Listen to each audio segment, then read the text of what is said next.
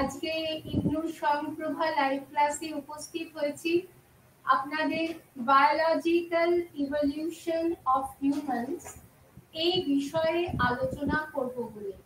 এটি BHIC 102 unit 2 biological evolution of humans, অর্থাৎ মানুষের জৈবিক বিবর্তন। আমরা আগের দিনের ক্লাসে প্রাগৈতিহাসিক যুগ সম্পর্কে আলোচনা করেছি এবং সেই আলোচনা করতে গিয়ে অস্ট্রালোপিথেকাস সম্পর্কে বলেছি। সেখানে ছোট্ট লুসির যে স্কেলিটন পাওয়া গেছিল সে বিষয়েও আলোচনা করেছি এবং ঐতিহাসিকরা কিভাবে নৃতত্ত্ববিদ এবং অন্যান্য বিভিন্ন শাখার বিশেষজ্ঞদের সহায়তায় যে একটি পুরাবস্তুকে তারা উদ্ধার করেন এবং এইভাবে ইতিহাস রচনা করেন তার বিষয়ে আলোচনা করেছি। আজকে আমার আলোচনার মূল বিষয় মানুষের জৈবিক বিবর্তন। অর্থাৎ এখন আমরা যে মানুষ দেখছি, যে আমরা হচ্ছি কোন প্রজাতি? আমরা হোমো সেপিয়েন্স প্রজাতি। তাহলে আমরা নিজেদেরকে দেখছি লক্ষ লক্ষ বছর আগে এই পৃথিবীতে যখন প্রাণের সঞ্চার হয়েছিল তখন কি মানুষ এই একই রূপেই ছিল? না, পৃথিবীর পরিবর্তনের সঙ্গে সঙ্গে, তার প্রাকৃতিক পরিবর্তনের সঙ্গে সঙ্গে, ভূতাত্ত্বিক পরিবর্তনের সঙ্গে সঙ্গে, ভৌগোলিক পরিবর্তনের সঙ্গে সঙ্গে মানুষের অভ্যন্তরে আমাদের যে জিনগুলি আছে সেই জিনের অনবরত বিবর্তন হয়েছে এবং এই বিবর্তনের ফলস্বরূপ আমরা আজকের মানুষেরা এই পৃথিবীতে বসবাস করছি। তাহলে আজকে আমাদের দেখে নেওয়া যাক আমাদের যারা পূর্বপুরুষ ছিলেন, অর্থাৎ যাদের থেকে আমাদের উদ্ভব, তাদের সম্পর্কে একটু আলোচনা করা দরকার। কারণ ইতিহাসের নিয়মই হচ্ছে একটু অতীতকে ফিরে দেখা। অতীতকে বাদ দিয়ে বর্তমান হয় না, বর্তমানকে বাদ দিয়ে ভবিষ্যৎ হয় না। এই কিন্তু হিস্ট্রির নিয়ম। সুতরাং এই যে আমরা আজকে দাঁড়িয়ে আছি, কথা বলছি, বা আমাদের হাত পা মুখ, আমাদের যে চুল, আমাদের মাথার যে গড়ন, পায়ের গড়ন, এক কথায় গোটা শারীরিক যে কাঠামোটা, সেটা কি লক্ষ লক্ষ বছর আগেও এরকমই ছিল? আমরা কি এভাবেই দু পায়ে হাঁটতাম, না আমরা চার পায়ে হাঁটতাম? এই যে বিভিন্ন যে বিষয়গুলো, সেই বিষয়গুলি নিয়ে এই বিবর্তন জনিত তত্ত্বে আলোচনা করা হয়েছে। হার্বার্ট স্পেন্সার প্রথম এই ইভলিউশন বা বিবর্তন শব্দটি ব্যবহার করেছে এবং তারপরে ধীরে ধীরে আমরা দেখতে পাচ্ছি এই মানুষের জৈবিক বিবর্তন নিয়ে বিভিন্ন সময়ে বিভিন্ন বিশেষজ্ঞরা, পণ্ডিতগণ, তারা উৎসাহ প্রকাশ করেছেন এবং নিজেদের মতামত ব্যক্ত করেছেন। এই বিষয়ে চার্লস ডারউইন এবং তার অরিজিন অফ স্পিসিস, এই যে তত্ত্ব, সেটিকে আমরা ইয়ার মার্ক বলে ধরতে পারি।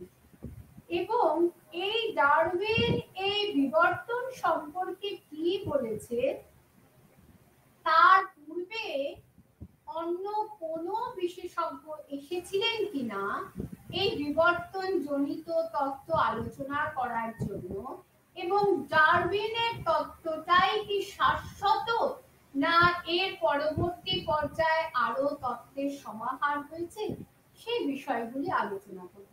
এই ছবিতে, এই স্লাইডে আপনারা দেখছেন যে কি করে মানুষের বিবর্তন হচ্ছে। প্রথমে তার অবস্থা কিরম ছিল, কিরম করে সে হাঁটতো কুঁচো হয়ে, তারপরে একটু একটু করে সে আপরাইট হচ্ছে, মানে রিজু হচ্ছে, এবং আলটিমেটলি হোমো সেপিয়েন্স পর্যায়ে কিন্তু সে একদম সোজা হয়ে হাঁটছে, এবং তার যে শারীরিক কাঠামো এখনকার মানুষের শারীরিক কাঠামোর সঙ্গে মেলে, কিন্তু এই যে বন্য যে ভাবটা সেটি প্রাগৈতিহাসিক যুগের মানুষের ছিল, সে প্রাগৈতিহাসিক যুগের মানুষের পর্যায়ে এই লাস্ট যে ছবির যে শেষ মানুষটি সেটিকে সেই পর্যায়ে যুক্ত করা যায়। আর ডান দিকে যে ছবিটি দেখছি সেখানে আমরা কি দেখছি যে মানুষের বিবর্তন কিরকম ভাবে হচ্ছে, কিভাবে একেবারে লেমুর পর্যায় থেকে শুরু করে কিরকম করে বানর এবং লাঙুলবিহীন যে বানর এরা, এবং ওরাং ওটাং, শিম্পাঞ্জি, গরিলা, এবং সর্বশেষে দেখুন মানুষ। খুব অবাক লাগে ভাবতে যে আমরা মানুষরা যারা এই পৃথিবীতে আমরা এখন বসবাস করছি, তাদের মধ্যে অতীতে কি রহস্য লুকিয়ে আছে, এবং আমাদের পূর্বপুরুষ ছিল এই লেমুর। এবং এখানে বললে যে লেমুরের বিভিন্ন পর্যায়ের বিবর্তনের মধ্য দিয়ে কিন্তু এই মনুষ্য প্রজাতি এসেছে। এই সম্পর্কে বিভিন্ন তত্ত্ব আছে। তাহলে আমরা দেখে নিই দুটি ভাবে এটা বিভক্ত করা যায়, প্রাক ডারউইন তত্ত্ব এবং ডারউইন ও তার পরবর্তী সময়ে বিভিন্ন তত্ত্ব।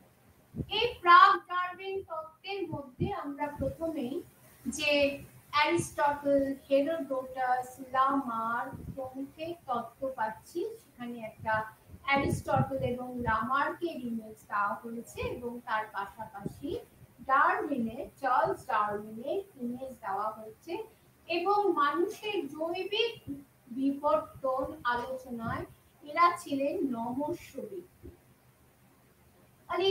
প্রাক ডারউইন তত্ত্বে আমরা কি কি পাচ্ছি? একটা হচ্ছে দার্শনিক তত্ত্ব পাচ্ছি, আরেকটা হচ্ছে বিবর্তন বিষয়ক মধ্যযুগীয় তত্ত্ব পাচ্ছি, আর আরেকটি জৈবিক বিবর্তন তত্ত্ব সম্পর্কে আমরা পাচ্ছি।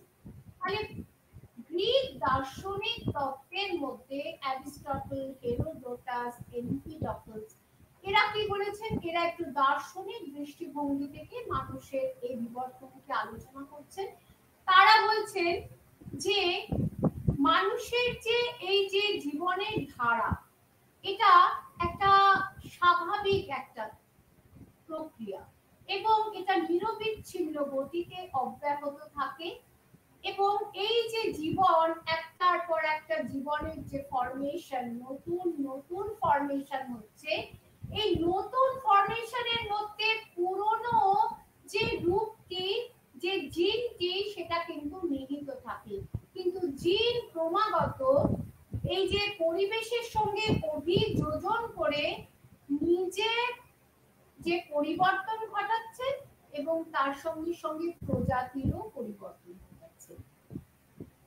আর এই কারণেই যে উদ্ভিদ, পশু এবং মানুষ নির্বিশেষে প্রত্যেকটি সজীব বস্তুর মধ্যেই কিন্তু পরিবর্তিত পরিবেশকে অনুকূলে এনে নিজেকে টিকিয়ে রাখার, বাঁচিয়ে রাখার একটা অদ্ভুত ক্ষমতা আছে। যারা এই অভিযোজন বা অ্যাকোমোডেট করতে পারবে না, অ্যাডাপ্ট করতে পারবে না, সেসব প্রাণী কিন্তু হারিয়ে যায়। যেমন এই পৃথিবী থেকে ডাইনোসররা হারিয়ে গেছে, কিন্তু এই যে হাতি, হাতি অনেক যুগ যুগ আগে বিশাল হস্তি ছিল। তাহলে তারা কিন্তু অভিযোজন প্রক্রিয়ায় ধীরে ধীরে নিজেদেরকে বিবর্তিত করে আজকের রূপ প্রাপ্ত হয়েছে। এরকম ভাবে বিভিন্ন ছোট বড় প্রাণীর মধ্যে এই অভিযোজন প্রক্রিয়ার মাধ্যমে জীবন ধারণের একটা অদ্ভুত ক্ষমতা বিদ্যমান রয়েছে, এটাই বলছেন অ্যারিস্টটল। আর এই সম্পর্কে মধ্যযুগীয় কিছু তত্ত্ব আছে। মধ্যযুগে যখন চার্চের প্রাধান্য ছিল, চার্চ সবসময় ইহজাগতিক অপেক্ষা পারলৌকিক বিষয়ের উপর গুরুত্ব দিয়েছে এবং একটা ডিভাইন বা ঐশ্বরিক একটা তত্ত্ব প্রতিষ্ঠা করার চেষ্টা করেছে। এবং আগেরটাতে আমরা দেখতে পাচ্ছি তারা কিন্তু প্রত্যেকেই পরিবর্তনশীল, এই যে আমাদের যে প্রজাতিগুলি প্রত্যেকে পরিবর্তনশীল এই তত্ত্বটি সামনে এনেছে। কিন্তু মধ্যযুগীয় যে তত্ত্ব, যারা ঐশ্বরিক যে শক্তির উপর বিশ্বাস করে, তাদের বক্তব্য কোন একটা অলৌকিক শক্তির মাধ্যমে এই পৃথিবীতে সজীব বস্তুর জন্ম হয়েছে এবং এগুলি একেবারে অপরিবর্তনীয়, আনচেঞ্জেবল। কিন্তু সেটা কখনোই হতে পারে না। একটা বস্তু, সজীব বস্তু কখনোই যে লক্ষ লক্ষ বছর ধরে নিজেকে এইভাবে অপরিবর্তিত রাখতে পারে না এবং সেই কারণে এই জাতীয় তত্ত্ব বিশেষ জনপ্রিয় হয়নি। তবে স্পেনীয় পুরোহিত ফাদার কোরেস এই তত্ত্বে তিনি ভীষণভাবে সমর্থক ছিলেন। জৈবিক যে বিবর্তন তত্ত্ব, সেই জৈবিক বিবর্তন তত্ত্ব সম্পর্কে অনেক বিশেষজ্ঞ মতামত দিয়েছেন। তার মধ্যে কার্ল লিনেস, সিটে বাফেন, ইরাসমাস ডারউইন, লামার, জি কুভিয়ের, চার্লস লাইল প্রভৃতি।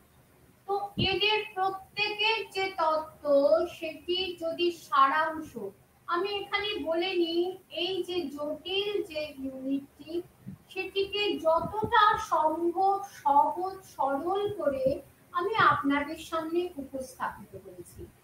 তো যে সারাংশটা আমি এদের তথ্য থেকে পাচ্ছি, সেটাই আপনাদেরকে বলছি। সেটি কি, যে লক্ষ লক্ষ বছর ধরে এই পৃথিবীতে প্রাণের অস্তিত্ব রয়েছে এবং সেগুলি সব সময় ক্রমান্বয়ে পরিবর্তনশীল তারা, কারণ নতুন পরিবেশে অভিযোজন করতে গিয়ে তাদের নিজেদেরকে পরিবর্তন করতে হচ্ছে এবং এই যখনই পরিবর্তিত পরিবেশে যাচ্ছে, তাদের জৈবিক একটা পরিবর্তন আসছে। তাহলে এই যে জৈবিক বিবর্তন পরিবেশের উপর নির্ভরশীল এবং সেই সজীব বা প্রাণীগুলি কতখানি নিজেদের কোন অঙ্গ প্রত্যঙ্গকে সঞ্চালন করছে, তার উপরেও অনেক সময় তাদের যে রূপ পরিবর্তনটা নির্ভর করে। যেমন বলা হয়েছে যে জিরাফ উঁচু ডাল থেকে পাতা খাওয়ার জন্য তারা সব সময় ঘাটটি লম্বা করে দেয়। তো এইভাবে পরের জেনারেশনেও কিন্তু তাদের যে ফরমেশন, বায়োলজিক্যাল ফরমেশনটা কিন্তু এইভাবেই হয়েছে। এবং কিন্তু সরীসৃপ তারা তাদের লিম্বগুলি ব্যবহার করে না বলে তারা এইরকমই তারা বুকে হেঁটে চলে এবং তাদের গাটা এভাবেই মসৃণ।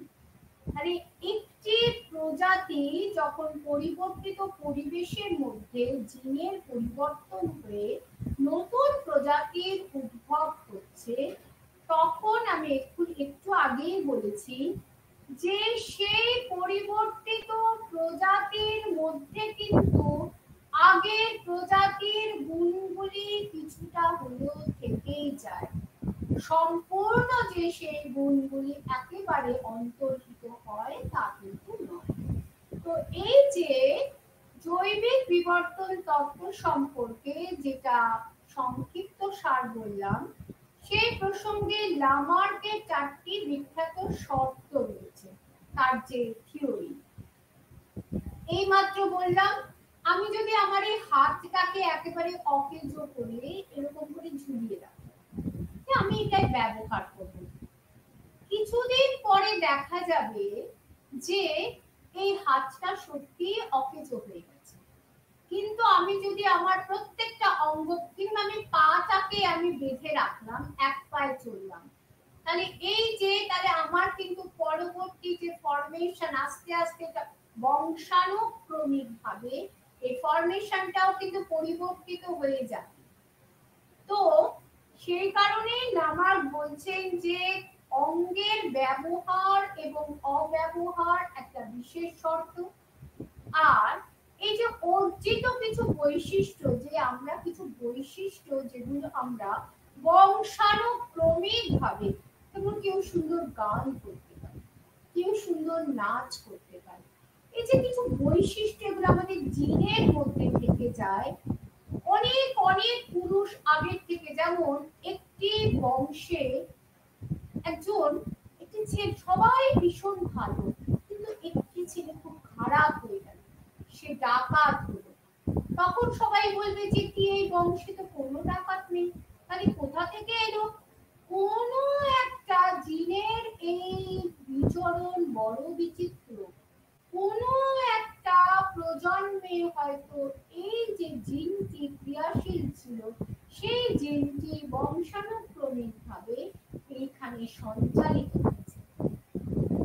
আর কি এই যে পরিবর্তিত পরিস্থিতির সঙ্গে মানিয়ে নেওয়ার একটা আর্জ, ইন্টারনাল আর্জ বা আভ্যন্তরীণ আগ্রহ যদি না থাকে যে আমাকে বাঁচতে হবে এই বিবর্তিত, সে যদি এই কলকাতাটা মনে করুন হয়তো মরুভূমি হয়ে গেল, তাহলে আমরা কি শেষ হয়ে যাব? আমাদের মধ্যে যদি সেই আর্জটা থাকে তাহলে কিন্তু আমরা বেঁচে থাকবো। যেমন এখানে একটা সাধারণ ঐতিহাসিক উদাহরণ, যখন এই ভারতবর্ষ ভাগ হলো, তখন পূর্ববঙ্গ থেকে বহু কষ্ট করে মানুষ পশ্চিমবঙ্গে এসে তারা রিলিফ ক্যাম্পে থেকে লড়াই করে কিন্তু তারা টিকিয়ে রেখেছিল নিজেদেরকে, এবং তাদের উত্তরপুরুষরা আজও তারা জীবিত রয়েছে। কিন্তু তা না করে তারা যদি ওখানেই স্টপ করে দিত তাদের ক্রিয়াকে, তাহলে কিন্তু নতুন পরিবেশের সঙ্গে অভিযোজন করা হতো না।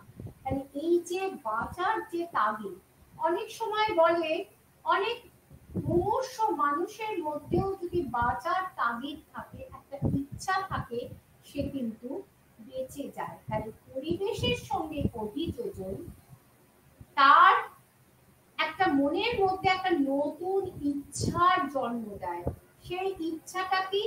এই নতুন পরিবেশে বেঁচে থাকার ইচ্ছা। তো এই যে যে কটা আমি তত্ত্ব বললাম, যে দার্শনিক তত্ত্ব, মধ্যযুগীয় তত্ত্ব, জৈবিক বিবর্তন তত্ত্ব, এগুলি হলো ডারউইন পূর্ববর্তী তত্ত্ব। এবার চার্লস ডারউইন তিনি কি বলছেন? আমরা দুটো ডারউইনের দুটো তত্ত্ব তো আমাদের ভীষণ আমাদের কাছে পরিচিত। এটা হচ্ছে সার্ভাইভাল অফ দ্য ফিটেস্ট, অর্থাৎ যোগ্য ব্যক্তি এই পৃথিবীতে টিকে থাকবে। আর কি? Struggle for existence. তোমার জন্য কিন্তু সোনা বাঁধানো কোনো বেড নেই, সবার জীবন কুসুমাস্তীর্ণ হয় না, কাজে লড়াই করে নতুন পরিবেশে গিয়ে, এই যে যারা কলকাতার মানুষ যারা বিদেশে চাকরি করতে যাচ্ছে বা এমন কোনো জায়গায় যাচ্ছে যেখানে উপজাতিদের বাস, সেখানে গিয়ে তারা নিজেদের মতন করে লড়াই করে তাদের মধ্যে টিকে থাকছে, তাদের ভাষা শিখে তাদের মতো বেশভূষা করে। হয়তো কয়েকটা প্রজন্ম পরে তারা নিজেরাই জানবে না যে তারা আদৌ বাঙালি ছিল। আর কি ডারউইন বলছে যে কোনো একটা প্রজন্মে যদি জনসংখ্যার খুব বৃদ্ধি হয়, তাহলে খাদ্য সংকট দেখা দেবে, এবং খাদ্য সংকট দেখা দিলে কি হবে? এই যে এটা তিনি কিসের দ্বারা তিনি প্রভাবিত হয়েছিলেন? ম্যালথুস তত্ত্বের দ্বারা। তাহলে খাদ্য সংকট দেখা দিলে হয়তো 1000 লোক কিন্তু সামান্য পরিমাণ খাদ্য, তখন তাদের ক্ষেত্রে কাজ করবে ন্যাচারাল সিলেকশন বা নির্বাচন তত্ত্ব।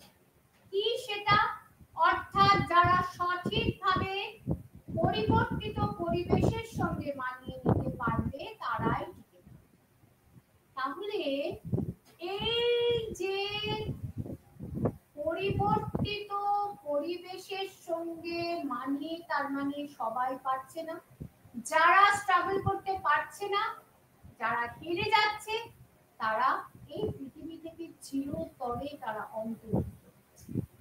এটি একটা বিশেষ গুরুত্বপূর্ণ বিষয়। আর উনি কি বলেছেন যে একটা প্রজাতিরই অন্তর্ভুক্ত মানুষ তাদের প্রাকৃতিক অর্থাৎ তাদের জিনের তারতম্যের জন্য তারা পরস্পর থেকে পৃথক হচ্ছে। এটা তো স্বাভাবিক। পিতা মাতার এই যে আমরা একটা কথা বলি 5 আঙ্গুল সমান হয়, অর্থাৎ একটা ছেলে সাধু হলো ওই একই গর্ভজাত সন্তান, কিন্তু আরেকটি ছেলে ডাকাত হলো, আরেকটি ছেলে মূর্খ হলো, আরেকটি ছেলে ভীষণ বিদ্যান হলো। তাহলে আপনারা বলবেন কি করে সম্ভব? এর পেছনেও সেই জিনের অদ্ভুত রহস্যময় লীলা খেলা রয়েছে, যে কারণে প্রকৃতিগতভাবে একই প্রজাতির মানুষ পৃথক হচ্ছে। আর একই প্রজাতির মানুষ কেউ কালো হচ্ছে, কেউ ফর্সা হচ্ছে, কেউ বেঁটে হচ্ছে, কেউ লম্বা হচ্ছে, কেউ এই যে আবার অনেক ডোয়ার্ফ হচ্ছে। তাহলে এই যে কি করে সম্ভব? কেউ একই মায়ের গর্ভজাত একজন অন্ধ হলো, আরেকজন চোখ ভালো আছে।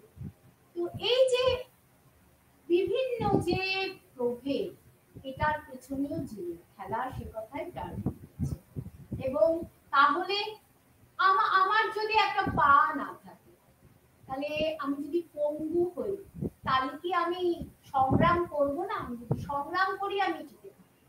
কালকের আনন্দবাজার যারা দেখেছেন তারা দেখবেন কাশ্মীরের রানী দিকদার সম্পর্কে বেরিয়েছে। তিনি হচ্ছেন পঙ্গু ছিলেন, তিনি হাঁটতে পারতেন না, অথচ তিনি কিভাবে প্রবল পরাক্রমের সঙ্গে তিনি কাশ্মীরকে শাসন করে গেছেন। তাহলে সংগ্রাম ভীষণ জরুরি। সংগ্রামের মধ্য দিয়ে কিন্তু মানুষ প্রতিকূল পরিবেশকে অনুকূলে এনে, এস্কিমোরা তারা কি করে টিকে রয়েছে? তারা প্রতিকূল পরিবেশের সঙ্গে সংগ্রাম করে টিকে আছে। এই যে থর মরুভূমিতে যারা বাস করে, এই যে তারা কি করে রয়েছে? তারা প্রতিকূল পরিবেশের সঙ্গে, কিংবা সাইবেরিয়াতে, সব ক্ষেত্রে এই একই ব্যাপার, প্রতিকূল পরিবেশকে নিজের আয়ত্তাধীন করতে হবে ইচ্ছা শক্তি দিয়ে, বুদ্ধিবৃত্তি দিয়ে। এবং এইভাবে বহু যুগ ধরে যদি এই অভিযোজনটা হতে থাকে, তাহলে ভেতরে ভেতরে কিন্তু জিনগত একটা পরিবর্তন হয়। এবং ডারউইন বলছেন ফলে দেখা যায় তারা তাদের পূর্বপুরুষের প্রজাতি থেকে অনেক আলাদা হয়েছে, যদিও কোথাও না কোথাও সূক্ষ্মভাবে তার পূর্বপুরুষের জিনটি কিন্তু থেকে যায়। এই যে বিবর্তন বিষয়ে এখানে একটা কথা বলবো আমি, যে অনেকে শিবরাম চক্রবর্তীর বই যদি কেউ পড়ে থাকেন, তাহলে দেখবেন একটি বাচ্চার একটা ল্যাজ গজিয়েছে। তাহলে এই ল্যাজটা কি? আমাদের প্রত্যেকেরই কিন্তু ভেতরে হয়তো সেটির অস্তিত্ব আছে, সেটা যদি কারো বেড়ে যায় তখন সেটা বাইরে থেকে দেখা যায়। এবং ডাক্তারি পরিভাষায় এখন কি সেই ল্যাজটি হলো কোনো একটা গ্ল্যান্ডের ভিত্তি। তো এই যে আমি প্রথম স্লাইডে ছবিটা দেখিয়েছি, সেখানে তো দেখছেন যে প্রথম যে লেমুর, তাদের কিন্তু বিরাট বড় ল্যাজ ছিল। তো এবার ডারউইন পরবর্তী কালেও তো যারা এসেছেন তারা ডারউইনের তত্ত্বের সমালোচনা করেছে, তো স্বাভাবিক। ইতিহাস বলুন, সায়েন্স বলুন, সর্বত্রই সমালোচনা এবং প্রতি সমালোচনা চলতেই থাকে। এদের কতগুলো তত্ত্ব, একটা হচ্ছে আইসোলেশন। মনে করুন আন্দামান বা অন্য কোনো জায়গায় কোনো দ্বীপ যেখানে কোনো মানুষ যেতে পারে না, কিংবা প্রকৃতি একটা পাহাড় পর্বত দুস্তর ব্যবধান, সেখানে যে প্রজাতিটি বাস করছে, সে যখন অন্য কোনো প্রজাতির সঙ্গে মেলামেশা যেহেতু করতে পারছে না, সুতরাং তার কিন্তু কোনো পরিবর্তন হচ্ছে না, কোনো উত্তরণ হচ্ছে না, কারণ ইন্টারচেঞ্জ এবং মিক্সিং এর মধ্য দিয়েই কিন্তু একটা প্রজাতি থেকে আরেকটা প্রজাতির মধ্যে পরিবর্তন হয়। এটি হচ্ছে আইসোলেশন। আর কি? মিউটেশন। এই মিউটেশন কথাটা আমরা খুব শুনছি আজকাল, যে করোনা ভাইরাস মিউটেশন হচ্ছে, অর্থাৎ যা তার জিনের যে করোনার যে প্রকৃতিটা ছিল, সে করোনা বারবার নিজের রূপ পরিবর্তন করছে। এই কোনো একটি প্রজাতির ক্ষেত্রেও কিন্তু এই জিন তার রূপ পরিবর্তন করে, অর্থাৎ মিউটেশন করে তার মধ্যে একটা বিবর্তন দেখা যাচ্ছে। এবং যখন এই বিবর্তন হচ্ছে, তখন কিন্তু কোনো একটি ব্যক্তি বিশেষের উপর তার লক্ষ্য করা যাচ্ছে না, সমগ্র জনসমাজের মধ্যে সামগ্রিকভাবে এই বিবর্তন হচ্ছে। এবং ধীরে ধীরে এই যে জিনগুলি, এগুলো কিন্তু একটি কোনো বিশেষ জিন নয়, বিভিন্ন রকমের প্রকারের জিন, এবং এই জিনগুলি কালক্রমে পরিবর্তিত হয়ে হয়ে একটা ইভলিউশন হয়ে একটা নতুন প্রজাতির জন্ম দিচ্ছে। এই যে ডারউইন এবং তার পূর্ববর্তী যে তত্ত্বগুলো বিবর্তন বিষয়, সেগুলি আমরা জানলাম। এবারে এই যে বিবর্তনটা কি, অর্থাৎ যে মনুষ্য আকৃতির যে প্রাণী বা মনুষ্যেতর যে প্রাণী, তার থেকে লক্ষাধিক বছর ধরে বিবর্তনের পর্যায়ের ফলে এই মানুষ যে বর্তমান রূপে আমরা উপনীত হয়েছি। এই যে প্রক্রিয়াটি, যে দীর্ঘদিন ধরে একটু একটু করে বিবর্তন হচ্ছে, একে বলে হোমিনাইজেশন, অর্থাৎ মানুষের ধীরে ধীরে বিবর্তন। প্রথম এই যে হোমো, এই হোমো শব্দটি ব্যবহার করেছিলেন কার্ল লেনাস। এই হোমো শব্দটির অর্থ হচ্ছে মানুষ। তিনি বলছেন 65 মিলিয়ন বছর পূর্বে এই যে আমরাও হচ্ছে স্তন্যপায়ী প্রাণী মানুষ, এবং অন্যান্য যে বেবুন বলুন, যে গরিলা বলুন, এরাও হচ্ছে স্তন্যপায়ী বানর। তাহলে এই যে 65 মিলিয়ন বছর পূর্বে লেমুর, টার্সিয়াস, এইভাবে যে যাত্রাটা শুরু হলো, তারপরে বানর, লাঙ্গুলবিহীন অর্থাৎ ল্যাজহীন বানর প্রভৃতি প্রক্রিয়া। আপনি ওই যে স্লাইড 1 এর ছবিটি একটু মনে করুন, তাহলে বুঝবেন যে কিভাবে, এই যে আমি আরেকবার দেখাচ্ছি, যে কিভাবে এই বিভিন্ন রূপের বিবর্তনের মধ্যে দিয়ে কিন্তু ধীরে ধীরে এই মানুষের জন্ম হলো, মানে বর্তমান যে আধুনিক যে ফরমেশন সেটি হয়েছিল। তো এই হোমোনাইজেশনের একটি ইমেজ আমি এখানে তুলে ধরেছি এবং প্রথম স্লাইডেও দিয়েছি। এই যে হোমিনাইজেশন, এই হোমিনাইজেশনের বিষয়টি কি? এই যে বিবর্তন হচ্ছে, তাহলে এই যে বিবর্তনটা আপনারা দেখছেন যে মানুষের সঙ্গে সাদৃশ্য রয়েছে। এই যে মানুষটি দেখছেন, এর সঙ্গে এর সাদৃশ্য আছে, আবার এর সঙ্গে এর সাদৃশ্য আছে, এর সঙ্গে এর সাদৃশ্য, এর সঙ্গে এর একটু ঝুঁকে ছিল, পুরো ঝুঁকে ছিল, তারপরে একটু সোজা হলো, আরেকটু সোজা হলো, আরো সোজা হলো, পুরো সোজা হলো, এই করতে করতে পুরো আপরাইট হয়ে গেছে।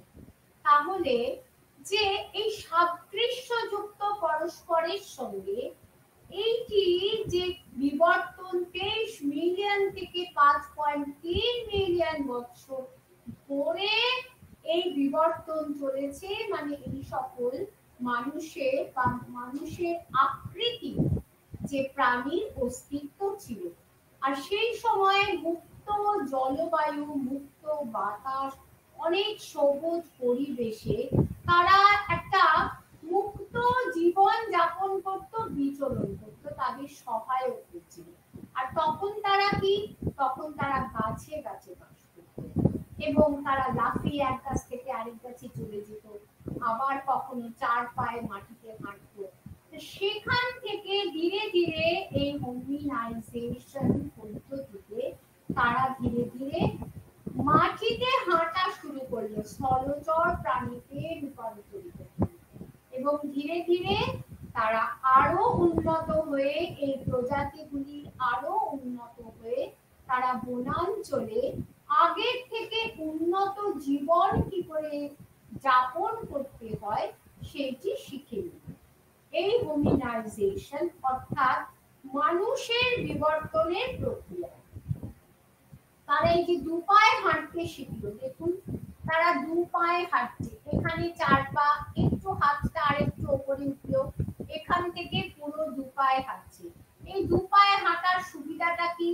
4 পায়ে হাঁটলে দুটো 4টে হাতই তাদের মানে পা হাত তাদের আটকা থাকছে, কিন্তু 2 পায়ে হাঁটার ফলে তারা যেমন দৌড়তে পারছে, ফ্রিলি হাঁটতে পারছে, দেখুন হাতের মধ্যে তারা একটা অস্ত্রের মতন ধরে আছে এবং প্রত্যেকেরই হাতে কিছু না কিছু ধরা এবং লাস্টে শেষের মানুষটি তার হাতে বল্লম ধরা রয়েছে, অর্থাৎ ফ্রিলি দৌড়তে পারছে, শিকার করতে পারছে, দূরের জিনিসকে তারা দেখতে পাচ্ছে এবং যে সূর্যের এই যে 4 পায়ে হাঁটার ফলে সূর্যের যে তাপ, তারা যখন ধীরে ধীরে পোশাক পরিচ্ছদ করতে শুরু করছে তখন তাদের যে শরীরের বেশ কিছুটা অংশ তাদের কিন্তু ঢাকা পড়ে যাচ্ছে এবং আস্তে আস্তে তাদের মস্তিষ্ক, অর্থাৎ আগে মাথাটা ছোট ছিল কিন্তু আয়তনটা বাড়ছে, অর্থাৎ গরিলার থেকে 3 গুণ বাড়ছে।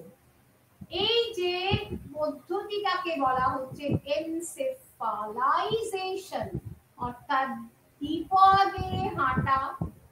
সেটার যে সুবিধা, একই সঙ্গে মস্তিষ্কের আয়তন বৃদ্ধি হচ্ছে, তার ফলে তার বুদ্ধিবৃত্তি বাড়ছে, বুদ্ধিবৃত্তির ফলে পরিবেশের সঙ্গে অভিযোজন বাড়ছে, আর লিঙ্গের বৈশিষ্ট্যে কিছু পরিবর্তন আসছে, অর্থাৎ একই প্রজাতির দুটি অর্থাৎ স্ত্রীলিঙ্গ পুংলিঙ্গের তো সেই ঘ্রাণ শক্তি তারা যখন মানুষের মতো হচ্ছে তখন তাদের দৃষ্টি শক্তির প্রাচুর্য বাড়ছে।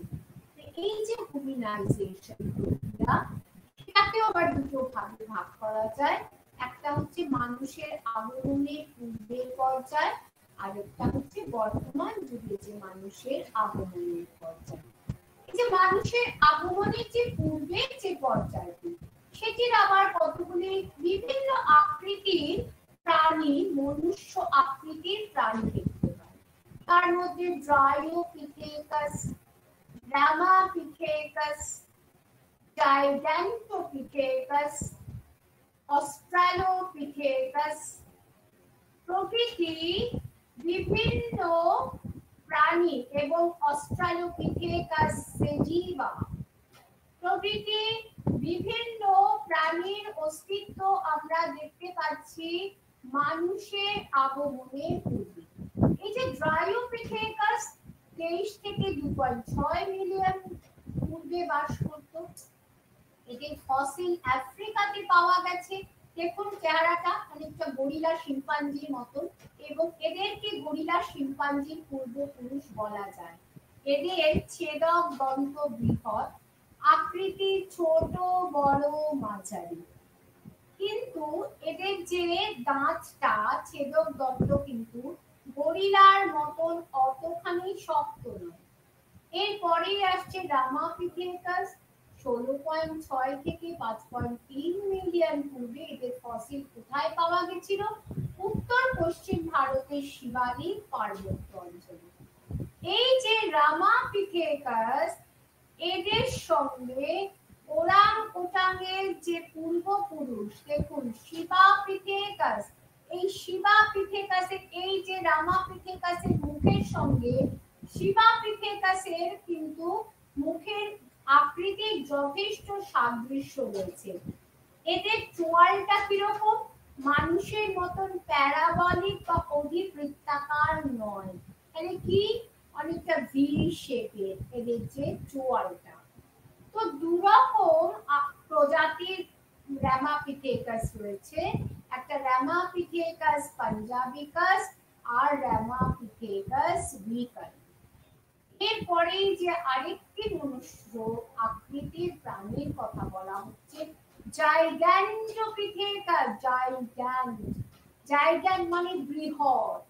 এই জাইগ্যান্টোপিথেকাস গরিলা দেখেছেন আপনারা চিড়িয়াখানায়, বিশাল বড় সেই গরিলা সদৃশ প্রাণীর ফসিল পাওয়া গেছে। এদেরকে জাইগ্যান্টোপিথেকাস বলে তাদেরকে নির্দিষ্ট করা হয়েছে। দুটি প্রজাতি, জাইগ্যান্টোপিথেকাস বিলাসপুরেন্সিস যারা 6 থেকে 9 মিলিয়ন বছর আগে ভারতে বাস করত, জাইগ্যান্টোপিথেকাস ব্ল্যাকি যারা 1 মিলিয়ন বছর পূর্বে যারা চীনে বাস করত। এদের কি ছিল, দাঁতগুলো দিয়ে এরা চেবাতে পারত এবং গুঁড়ো করতে পারত। আমরা যেটা এখন গ্রাইন্ডারে গুঁড়ো করি, ওরা ওই গ্রাইন্ডার, অর্থাৎ গ্রাইন্ডারটা কেন গুঁড়ো করে, তাহলে এই যে এদের যে দেখেছেন গ্রাইন্ডারের দাঁতগুলো কত শক্ত, সেই রকম শক্ত শক্ত দাঁত এদের ছিল। দেখুন কিরকম করে দাঁত দিয়ে, যে জাইগ্যান্টোপিথেকাস, তাহলে এই দাঁত দিয়ে ওরা যে কোনো জিনিস ওরা ভক্ষণ করত। এরপরে আসছে জাইগ্যান্টোপিথেকাসের পরে অস্ট্রালোপিথেকাস। এই অস্ট্রালোপিথেকাসে একটা ফসিল আবিষ্কার করেছিলেন রেমন্ড ডাচ নামক এক ব্যক্তি 1924-এ দক্ষিণ আফ্রিকার টং শহরে। এটি হচ্ছে একটা 5 বছর বয়সী একটা বাচ্চার ফসিল এবং সেই স্থানের নামানুসারে তার নামকরণ করা হয়েছে টং শিশু। তাহলে যে এই অস্ট্রালোপিথেকাসের একটি ফসিলের কথা আমি বলেছিলাম আগের দিন, সেটা কেনিয়াতে 38 লক্ষ বছরের পুরনো। যাই হোক, এই যে করটিটা আপনারা দেখছেন, এখানে দুধের দাঁত রয়েছে আর মাথার খুলিটার মধ্যে দেখুন এখানে দুধের দাঁত রয়েছে, আর গরিলার মতো ক্ষুদ্র মাথা, কিন্তু চোয়ালটার সঙ্গে অনেকটা মানুষের চোয়াল, যে গোলাকৃতি চোয়ালের মিল আছে। আর এই যে অস্ট্রালোপিথেকাস, এদের যে ফসিল পাওয়া গেছে তার থেকে অনুমান করা যায় যে এই প্রাণী সোজা হয়ে হাঁটত এবং এদের যে 2.8 মিলিয়ন বছরের যে প্রাচীন যে করটি পাওয়া গেছে তাকে বলা হচ্ছে অস্ট্রালোপিথেকাস আফ্রিকানাস। এই যে অস্ট্রালোপিথেকাস প্রজাতির আরেকটি ফসিল পাওয়া গেছে ইথিওপিয়া থেকে, একটা ছোট্ট বালিকার 3.2 মিলিয়ন বছর আগে। এটির নামকরণ করেছেন নৃতাত্ত্বিক এবং পুরাতাত্ত্বিকরা লুসি। এটি উদ্ধার করেছিলেন ডোনাল্ড জোহানসন। আরেকটি অস্ট্রালোপিথেকাস প্রজাতির ফসিল পাওয়া গেছে, নাম দেওয়া হয়েছে অস্ট্রালোপিথেকাস রোবাস্টাস। আর এই বিবর্তন প্রক্রিয়ায় মানুষের আগমনের পূর্বের যে পর্যায়টি আলোচনা করলাম তার মধ্যে আরো অনেক পরবর্তী আবিষ্কার হয়েছে। তার মধ্যে 2003 সালে ইউরোপের ক্রোয়েশিয়ার ভিন্ডিজা গুহা থেকে 3টি নিয়ান্ডারথাল প্রজাতির জীবাশ্ম পাওয়া গেছে। যে নিয়ান্ডারথাল বলা হয় এরা নাকি মাংসাশী ছিল। এবং ইথিওপিয়া থেকে হোমো অস্ট্রালোপিথেকাস এবং আর্ডিপিথেকাস প্রজাতির ফসিল পাওয়া গেছে। এখানে আর্ডিপিথেকাসের একটা ইমেজ আমি তুলে দিচ্ছি। আর বিবর্তন প্রক্রিয়ার আরেকটি কি আবিষ্কার না, 2010 সালে দক্ষিণ আফ্রিকার মালাপা গুহা থেকে যে প্রজাতির ফসিল পাওয়া গেছে তাকে নামকরণ করা হয়েছে অস্ট্রালোপিথেকাস সেডিভা। এদের মস্তিষ্কের যে আকৃতি দেখে বোঝা যাচ্ছে কিছুটা পরিবর্তন বা প্রগতি হয়েছিল। আর কি ইথিওপিয়া থেকে একটা নতুন ফসিল পাওয়া গেছে 2.75 থেকে 2.80 মিলিয়ন যুগের পূর্বেকার লেডি জ বলে অভিহিত করা হয়। এদের নিচের চোয়ালের যে দাঁত সেটা অস্ট্রালোপিথেকাসের থেকে ক্ষুদ্র, আর অন্যান্য বৈশিষ্ট্যটা হোমো হাবিলিসের মতো। একইভাবে দক্ষিণ আফ্রিকার রাইসিং স্টার গুহা থেকে 15টা কঙ্কাল পাওয়া গেছে। দেখুন এদের কাঁচটা, এদের মুখের সঙ্গে আধুনিক মানুষের অনেকটা মিল আছে, এদের হাত পারও মিল আছে। এদের নামকরণ করা হয়েছে হোমো নালিস। এবার হচ্ছে বিবর্তন প্রক্রিয়ায় মানুষের আগমনের চর্চা। কি না, Homo habilis, Homo erectus, Homo sapiens, এই তিনটে ভাগ হয়েছে। হোমো হাবিলিস যার অর্থ হ্যান্ডিম্যান, অর্থাৎ সেই সময় তারা হাতের ব্যবহার এবং কি করে তারা পাথর দিয়ে নানান রকম সামগ্রী তৈরি করত সেই বিষয়টিও জানা গেছে। পূর্ব আফ্রিকার ট্যানজানিয়াতে এটি পাওয়া গেছে এবং এদের যে ফসিল তার পাশে এদের বেশ কিছু বোনস পাওয়া গেছে এবং পাথরের সামগ্রী।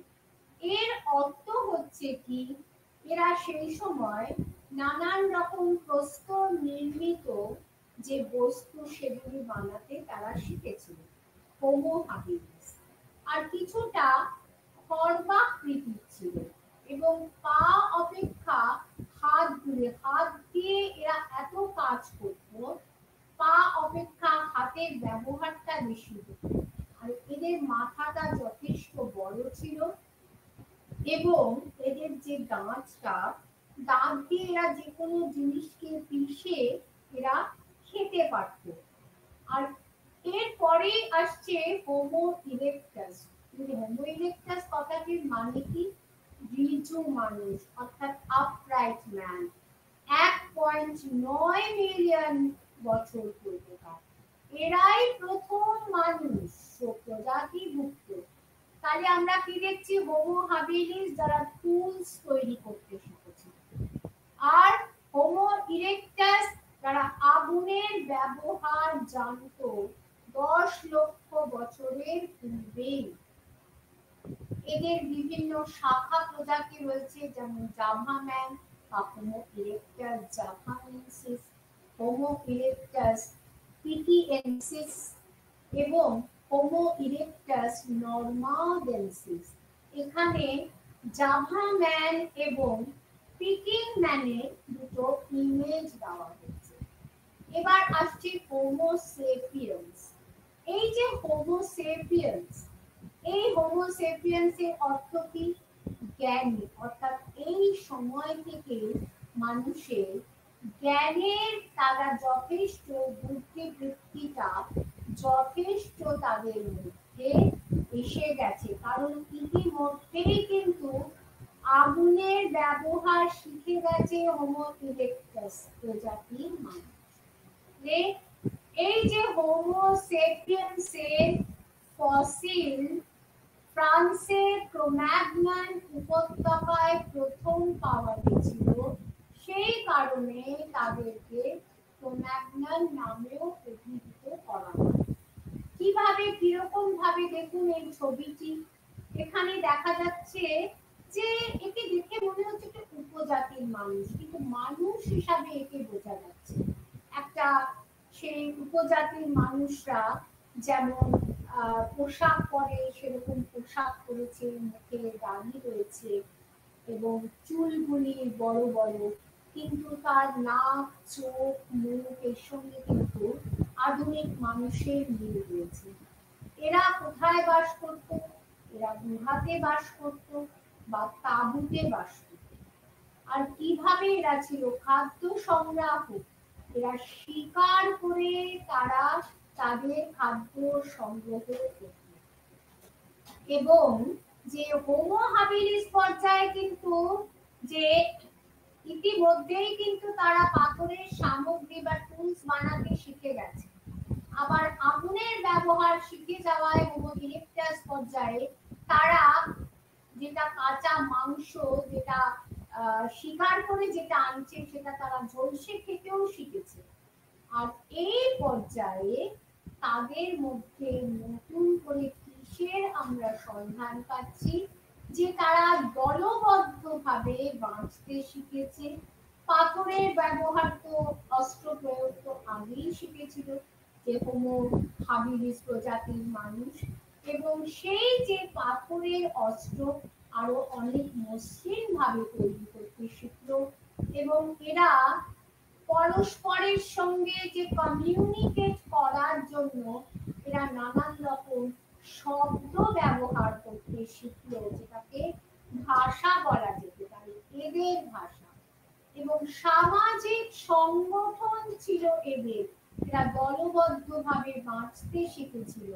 কারণ এই সময় থেকে কিন্তু ধীরে ধীরে তারা সমাজ গঠনের প্রক্রিয়ার দিকে অগ্রসর হচ্ছিল, এবং তারা কি করে চাষবাস করতে হয় সেইটিও ধীরে ধীরে তারা আয়ত্ত করছিল। আর কি, এই যে তারা যা দেখতো তাদের মধ্যে যেহেতু বুদ্ধিবৃত্তি যে বিকাশ হয়েছিল, সেই জন্য অঙ্কনের মাধ্যমে তারা গুহা চিত্র অঙ্কন করতে শিখেছিল। এর আগের দিন লাস্ট ক্লাসে আমি ভীমবেটকার গুহা চিত্রের ছবি দেখিয়েছিলাম, যে কিভাবে তারা তাদের শিকারের দৃশ্য, নাচ গানের দৃশ্য প্রভৃতি সুন্দরভাবে ফুটিয়ে তুলেছিল। এই জৈবিক যে বিবর্তন, সেই বিবর্তনের পর্যায়ে যে আরো অন্যান্য বিভিন্ন প্রজাতির সাক্ষাৎ পাওয়া যাচ্ছে, সেটি কি দক্ষিণ আফ্রিকাতে প্রাপ্ত দুটি প্রজাতি, একটি হলো হোমো রুডালফেন্সিস ও হোমো এরগাস্টেরারে, অপরটি হোমো সালএনিস। এই হোমো সালএনিস নামকরণ কেন হয়েছে না, জাভার সোলো নদীর উপকূলে এই ফসিলটি পাওয়া গেছে বলে এইরূপ নামকরণ হয়েছে।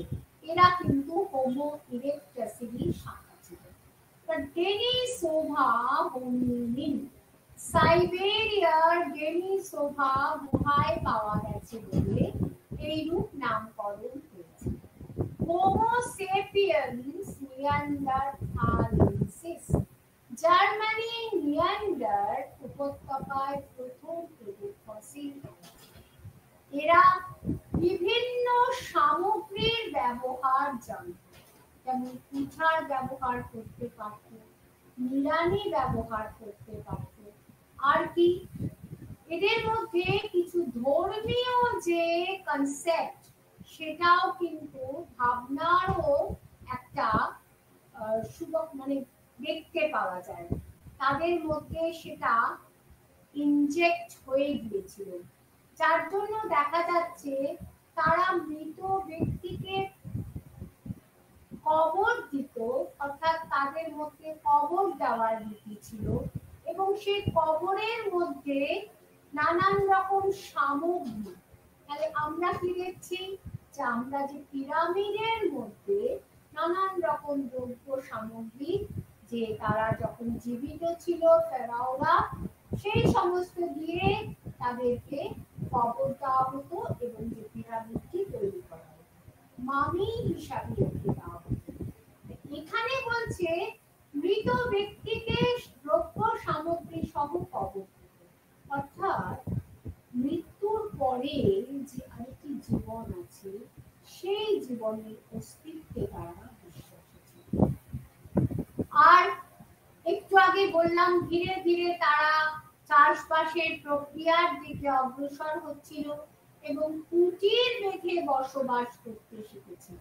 আবার কেউ কেউ বা গুহাতে থাকতো, এবং তাদের কোনো প্রিয় মানুষ যদি আহত হতো, অসুস্থ হতো, তাদেরকে কি করে সেবা করতে হয় সেই যে বৃত্তিটুকু, সেই বুদ্ধি বৃত্তিটাও কিন্তু তাদের মধ্যে গ্রো করে গেছিল।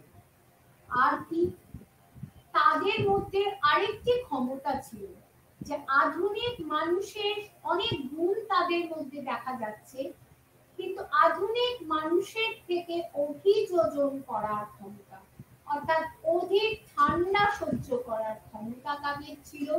এবং তাদের মাথাটা ঈষৎ লম্বাটে ছিল, শারীরিক ভাবে তাদের গঠনটা দেখুন যথেষ্ট বলশালী ছিল, এবং দৃষ্টি শক্তিও কিন্তু তাদের প্রখর ছিল। এই যে আমরা প্রথম থেকে আমরা আসছি, দেখুন এই বিবর্তন যে একটা জটিল প্রক্রিয়া, এই জটিল প্রক্রিয়ায় যে বিবর্তন, সেই বিবর্তনকে কেন্দ্র করে বিভিন্ন তত্ত্ব উপস্থাপিত হয়েছে, যারা তাদের বিভিন্ন মতামত প্রদান করেছেন। এবং কি করে লেমুর থেকে শুরু করে, লেমুর প্রজাতি থেকে শুরু করে মনুষ্য প্রজাতিতে আমরা উপস্থিত হলাম, তার একটা ব্রিফ বলতে পারেন, সেটি আমি আপনাদের সামনে উপস্থাপিত করবার চেষ্টা করেছি অত্যন্ত সহজ সরল ভাষায়। এই জটিল পদ্ধতিটিকে আলোচনা করেছি।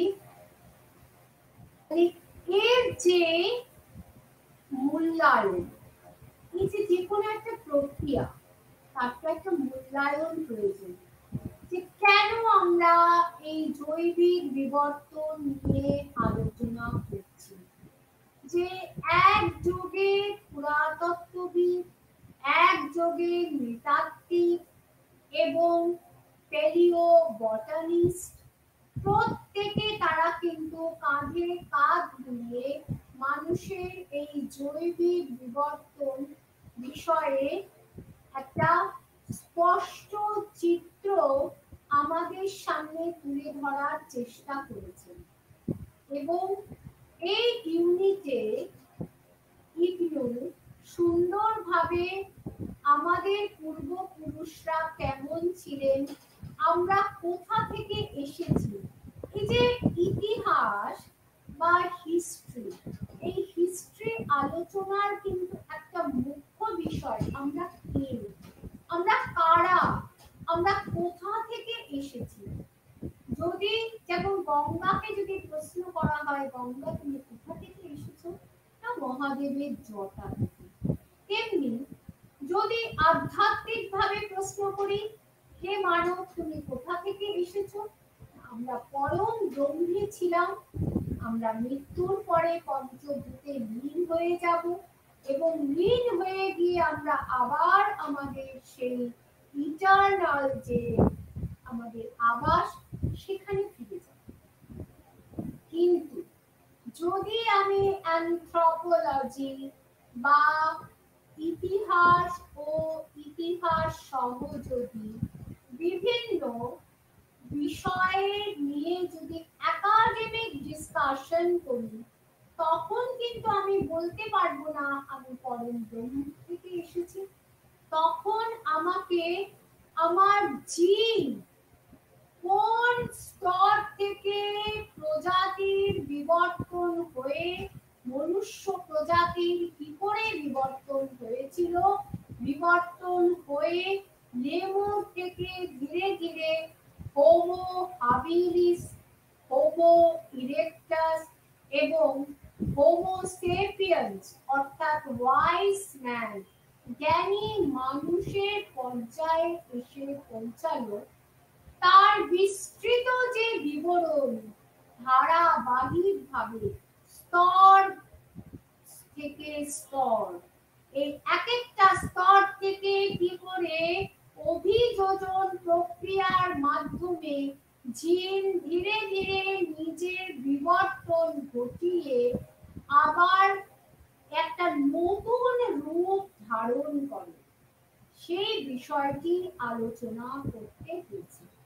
তাহলে যদি আমরা এর মূল্যায়ন করতে বসি, যে এর পেছনে এই যে বিবর্তন প্রক্রিয়ায় আজকে যে মানুষ এই পৃথিবীতে বিরাজ করছে আর অনেক মনুষ্যতর প্রাণী এই পৃথিবী থেকে হারিয়ে গেছে, তার কারণ কি?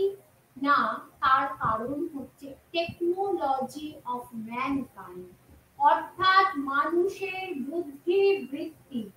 অনেক ভগবান যা অন্য প্রাণীকে দেয়নি, মানুষকে দিয়েছে, সেটি হলো উন্নত বুদ্ধি বৃত্তি।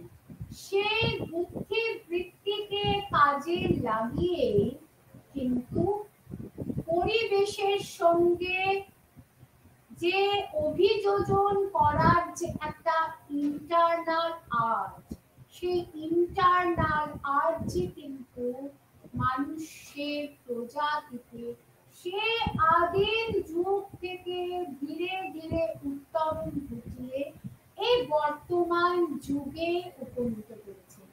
এবং এর সঙ্গে সঙ্গে পাল্লা দিয়ে বুদ্ধিবৃত্তি যেহেতু গ্রো করেছে, তার সঙ্গে সঙ্গে পাল্লা দিয়ে তার মধ্যে নানান চেতনার উদ্ভব হয়েছে, মানবিক চেতনা।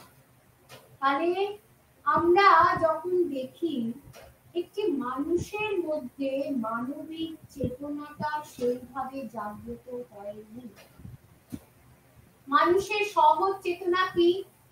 দয়া, মায়া, পরস্পরের প্রতি যে সহনশীলতা, সহমর্মিতা, যে ফাইনাল যে এস্থেটিক সেন্স, এই এস্থেটিক সেন্স গুলি কিন্তু এই জিন তার বিবর্তন ঘটিয়ে কিন্তু আজকে মানুষকে এই চেতনা সম্পন্ন মানুষে পরিণত করেছে। কিন্তু যে প্রজাতির কোনো একটি মানুষের মধ্যে এই চেতনাটার অভাব থাকে, তখন আমরা কি বলি? যে তার মধ্যে একটা জান্তব প্রবৃত্তি রয়েছে, অর্থাৎ জন্তুর মতন একটা কার্য করছে, সে খুন করছে বা মানুষের প্রতি তার যে একটা হিংসা, এই যে হিংসা, খুন, মানুষকে হত্যা করা, এটা অনেক আদিম প্রবৃত্তি। এটা মানুষ যখন মনুষ্যের পর পর্যায়ে ছিল, যখন তার মধ্যে চেতনার আবির্ভাব হয়নি, তখন তার মধ্যে যখন খিদে, এই জৈবিক একটা তাড়নাতে সে মানুষকে মানুষ অন্য কোনো প্রাণীকে হত্যা করত, পশুকে হত্যা করত, পাথর ছুঁড়েছিল। কিন্তু আজ আমাদের মধ্যে হোমো সেপিয়েন্সের মধ্যে যে চেতনাটার উদ্ভব হয়েছে, তাতে আমরা আমাদের যে জৈবিক যে ক্ষুধা, সেটাকে সংযত করার যে চেতনা, সেটা আমাদের মধ্যে জাগ্রত হয়েছে। এইটার সঙ্গে আবার সংস্কৃতায়নের একটা কিন্তু প্রক্রিয়া রয়েছে, অর্থাৎ সমাজবদ্ধ হওয়ার ফলে মানুষ যত নিজের বুদ্ধিবৃত্তিটাকে ব্যবহার করেছে এবং মানুষ পরিবেশের সঙ্গে পাল্লা দিয়ে নিজেকে টিকিয়ে রেখেছে, একদিকে তার অঙ্গ প্রত্যঙ্গ, তার ফরমেশনের পরিবর্তন হয়েছে, অপরদিকে তার মনটাও অনুপ্রাণিত হয়েছে। কিন্তু যদি এই যে একটু আগে এতক্ষণ যে আলোচনা করলাম, যে ডারউইন কি বলেছেন, যে এই জিনের পরিবর্তন ঘটার ফলে পূর্বের প্রজাতি থেকে একটা নতুন প্রজাতির সৃষ্টি হয়েছে, মানুষের প্রজাতি। কিন্তু একটা প্রজাতির মধ্যেই আবার নানান ভাগ দেখা যাচ্ছে। এই যে একটু আগে বললাম যে কেউ ডাকাত আবার কেউ সাধু, এই তার মানে কোনো একটা জিন, যে খারাপ জিনটা অতি আদিম কাল থেকে জটিল প্রক্রিয়া তার মধ্যে চলে এসেছে।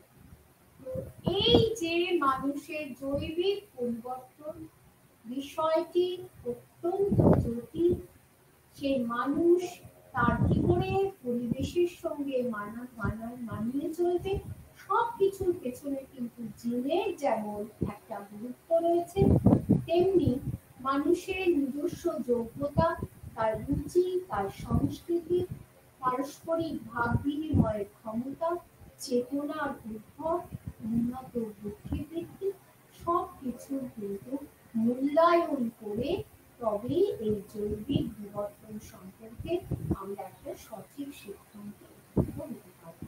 এই বলে আমি আমার এই আজকে আলোচনায় এখানে ইতি করেছি। নমস্কার।